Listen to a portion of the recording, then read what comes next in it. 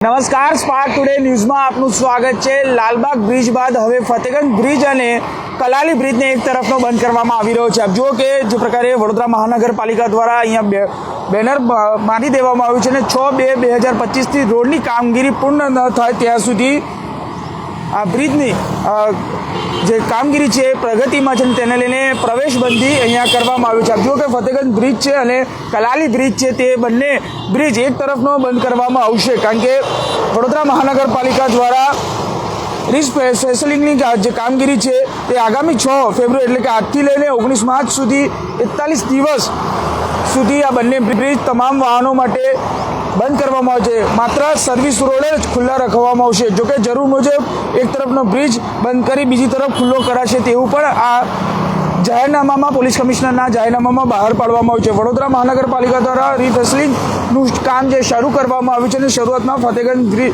Overbridge તથા Kalali railway bridge પર આ કામગીરી શરૂ થવાની છે, તેને લઈને આ ફતેગંજ બ્રિજ અને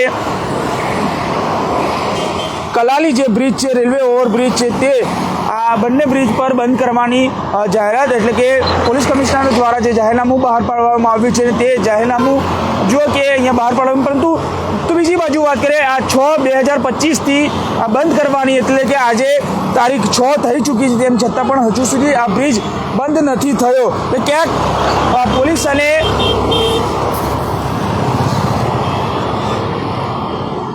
જે મહાનગરપાલિકા છે બંનેનું જે સંકલન છે ક્યાંક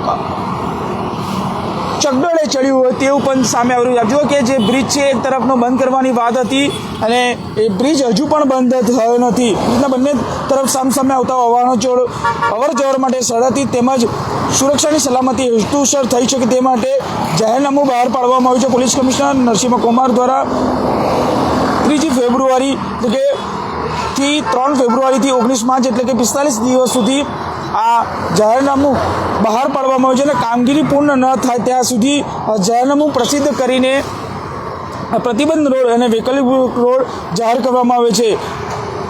કલાલી બ્રિજની જો વાત કરીએ તો કલાલી બ્રિજ પણ આટલા જ દિવસ માટે બંધ કરવામાં આવે છે। એટલા દ્વારા બાપ્સથી અક્ષર ચોક તરફનો રોડ તમામ જે વાહનો છે તે બંધ કરવામાં આવે છે। વૈકલ્પિક રસ્તાઓ પણ જાહેર કરવામાં જેટલા દ્વારા સ્વામિનારાયણ મંદિરથી કિસ્કોલી સર્કલથી અક્ષર ચોક તરફ જવા માટે વડસર બ્રિજ થઈ મુજમોડા સર્કલ જવાશે, સાથે કિસ્કોલી સર્કલ તરફ જવા માટે કલાલી રેલવે બ્રિજનો ઉપયોગ કરી શકાશે।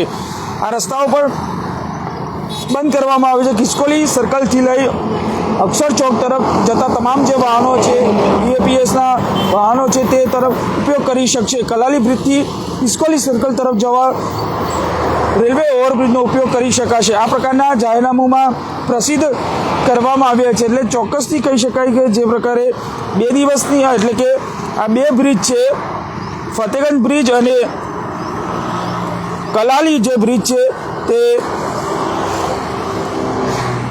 પાલિકા દ્વારા જે જાહેરનામું પ્રસિદ્ધ કરવામાં આવ્યું છે, ચોક્કસથી કહી શકાય કે આ હજારો વાહનો છે વાહનો આનાથી પસાર થતા હોય છે અને આ બંને